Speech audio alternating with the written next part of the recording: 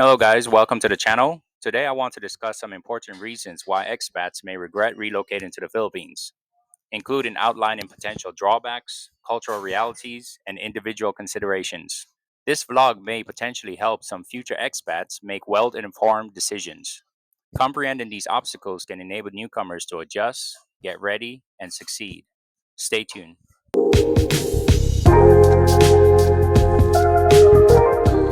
The quality of healthcare in the Philippines varies significantly. Private hospitals offer better care than public ones, though even private options may not meet international standards. Some hospitals in larger cities such as Manila and Cebu attract expats seeking improved medical care since they provide modern facilities and doctors with international training. However, the quality of healthcare drastically declines outside urban areas, which can pose a major challenge for expats living in smaller islands or rural regions. Although healthcare is reasonably priced when compared to many Western countries, it is frequently not up to pace in terms of quality and consistency, and is not always more economical than in other well liked expat locations. To guarantee access to superior care, many expats choose private health insurance, which raises their living expenses. Concerns are increased by the absence of a strong public healthcare system and issues with the efficiency of emergency response. For expats used to more developed healthcare systems, these disparities can lead to frustration and regret, particularly when faced with serious health issues and far from reliable medical infrastructure.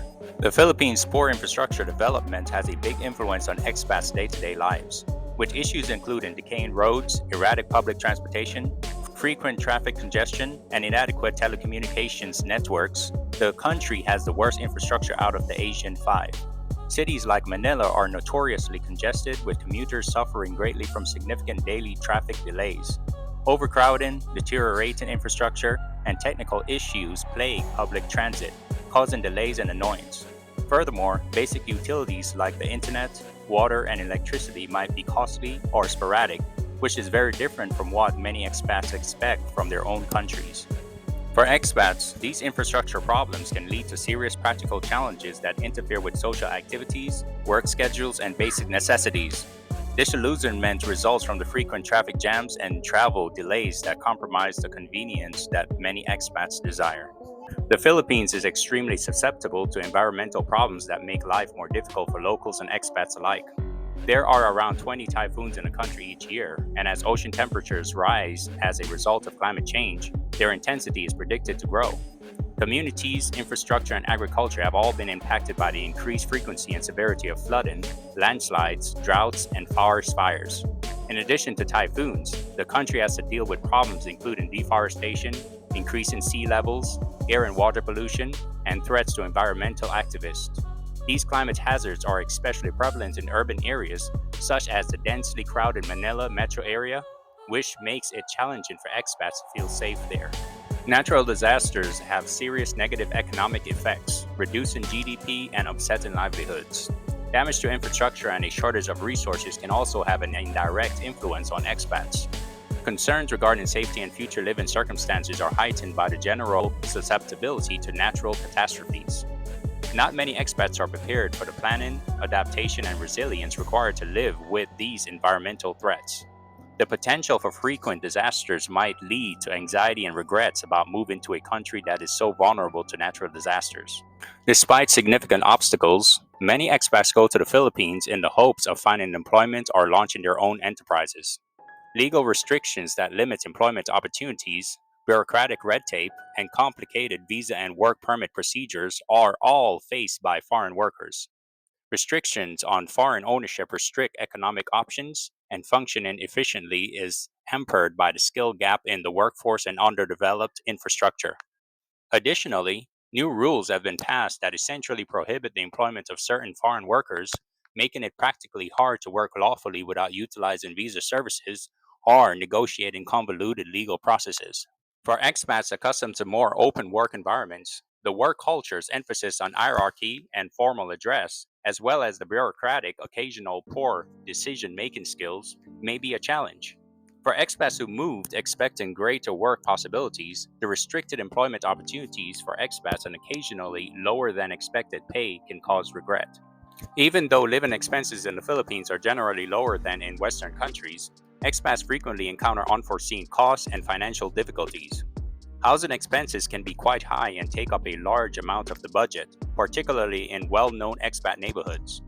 Because of a booming agricultural industry, daily expenses like food and groceries are reasonably priced, but utilities, healthcare, transportation, and the internet can be more costly and less dependable. Dependent on location and lifestyle, a normal family needs roughly $1,940 per month, not including rent, whereas a single person can get by on about $562 per month.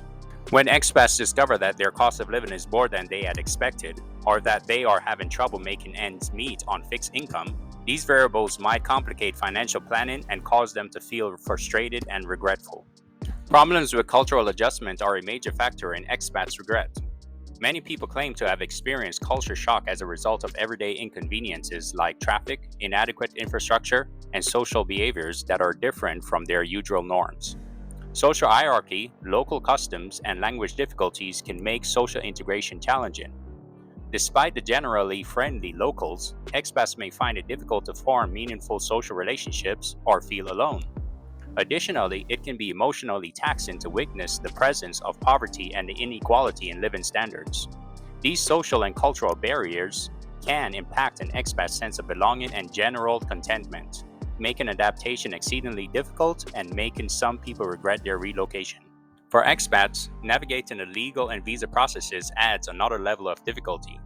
Land ownership and property rights are restricted for expats, necessitating careful legal navigation and occasionally judicial procedures to safeguard assets or secure rights. IT processing errors and the requirement for repeated renewals or leaving and re entering the country, both of which can be expensive and inconvenient, are some of the problems with visas. If not handled appropriately, ambiguity regarding long term residency rights, deportation procedures, or property issues can cause stress and regret for expats. For expats who come to the Philippines with open hearts, a willingness to adapt, and reasonable expectations, it can be a dream come true. For others, it's a nightmare, especially if they didn't conduct adequate research about the Philippines. They hurried into decisions, particularly those involving relationships, or miscalculated the difficulties.